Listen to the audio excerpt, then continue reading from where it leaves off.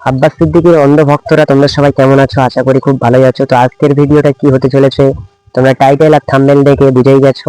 তো আজকের ভিডিওটা প্রথম থেকে শেষ পর্যন্ত দেখো, তাহলে বুঝতে পারবে যে ভিডিওটার মধ্যে কি হচ্ছে না হচ্ছে।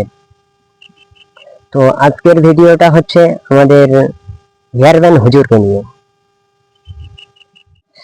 আজকে ভিডিওটা হচ্ছে এটাই যে আব্বাস সিদ্দিক ভাইজানের বদনাম করার জন্য কিছু কিছু মানুষ উঠে পড়ে লেগেছে।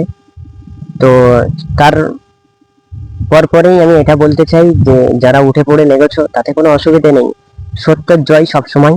তো এটুখানি বলবো যে এই যে হেয়ার ব্যান্ড হুজুর, এই হেয়ার ব্যান্ড হুজুর আব্বাস সিদ্দিকীর ভাইজানের, এই হেয়ার ব্যান্ড হুজুর আব্বাস সিদ্দিক ভাইজানের পদে পদে প্রত্যেকটা বক্তব্য বা প্রত্যেকটা ঘাটে ঘাটে এ বিরোধিতা করে।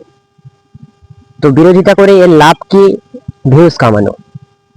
তো সেখান থেকে একটুখানি বলতে চাই, এই যে আব্বাস সিদ্দিক ভাইজানের ভিডিও না করে তুই ভিউজ কামাতে পারবি না।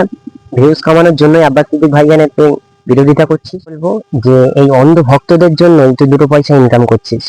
এই অন্ধ ভক্তরা যদি তোর ভিডিও না দেখে না, তাহলে তোর দুটো ইনকাম হবে না। আবার সেই অন্ধ ভক্ত আর এই আব্বাস সিদ্দিক ভাইজানের বিরোধিতা করা ছাড়ছিস না। তো বলছি যে ভিডিও, ভালো ভিডিও তৈরি কর, মানুষ তোকে সাপোর্ট করবে। ভিডিও করতে বারণ করছি না, ভালো ভিডিও তৈরি কর, কিন্তু বদনাম করিস না। ভাইজান যখন জাহান্নামের কুকুর বলে তখন তুই টের পাস। আর যখন শওকত মোল্লা মুনাফেক মুসলমান হয়ে, একটা কাফের নামধারী মুসলমান হয়ে, কেননা একটা মুসলমান হয়ে সে হিন্দুদের পূজা আশ্রয় গিয়ে পুজো করছে, ঢাক ঢোল বাজাচ্ছে, হ্যাঁ, এটার কোনো প্রতিবাদ করছিস না। সে জানে যে এটা করলে সে কাফের হয়ে যাবে, তার সত্ত্বেও সে করছে জেনে শুনে, এর কোনো প্রতিবাদ করছিস না। আর যখন আব্বাস সিদ্দিক ভাইজান কাফেরকে কাফের বলছে, জাহান্নামের কুকুরকে কুকুর বলছে, হ্যাঁ, তখন তোর প্রতিবাদ করা আসা লাগে।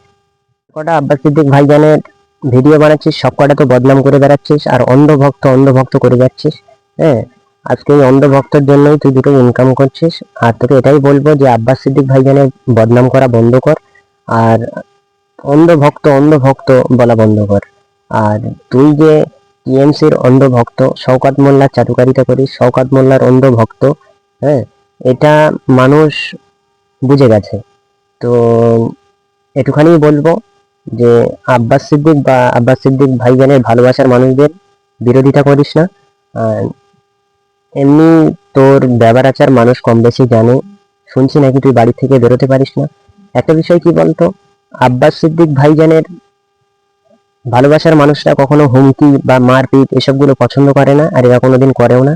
তুই সেখানে বলছিস যে আব্বাসের কিছু অন্ধ ভক্তরা আমাকে ধরে থ্রেট দিচ্ছে বা মারধর করার এরকম অভিযোগ তুই তুলে আনছিস, কিন্তু এটা কোনোদিন হতেই পারে না। হ্যাঁ, কিন্তু একটা বিষয় কি বলতো, তুই যখন বারংবার এরকম একটা বিষয় নিয়ে তেতো করে ফেলবি, নিম পাতা যত চিবাবি তত তেতো হয়ে যাবে গালটা।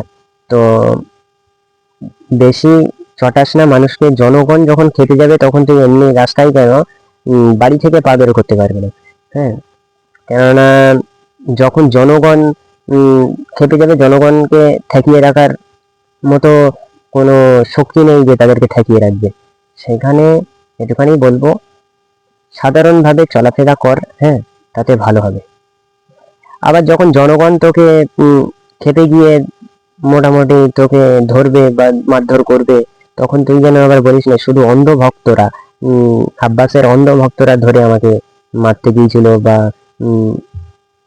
অনেক রকম ফেট করেছে হেন কিছু। যদি সেই সত্যিকারের প্রতিবাদের মুখ হয়ে থাকিস, তাহলে আব্বাস সিদ্দিক ভাইজান যেরকম জাহান্নামের কুকুর বলেছে, তুই প্রতিবাদ করেছিস বা হেন তেন অনেক কিছুই ভিডিও তৈরি করে ছেড়েছিস।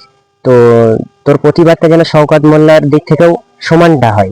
যেমন শওকত মোল্লা যে হিন্দুদের মণ্ডপে যাচ্ছে, তারপরে পুজো করছে, ঢাকঢোল বাজাচ্ছে, হ্যাঁ, তার এইসব যেগুলো করছে এর তীব্র প্রতিবাদ কর ভিডিও করে, তাহলেই বুঝবো যে তুই শওকত মোল্লার বিরোধিতা বা শওকত মোল্লার যে কাজকর্মগুলোকে মান্যতা দিস না। আর যদি ভিডিও তৈরি করে না ছাড়িস তাহলে একটুখানি ভাববো যে তুই শওকত মোল্লার চাটুকারিতে করিস।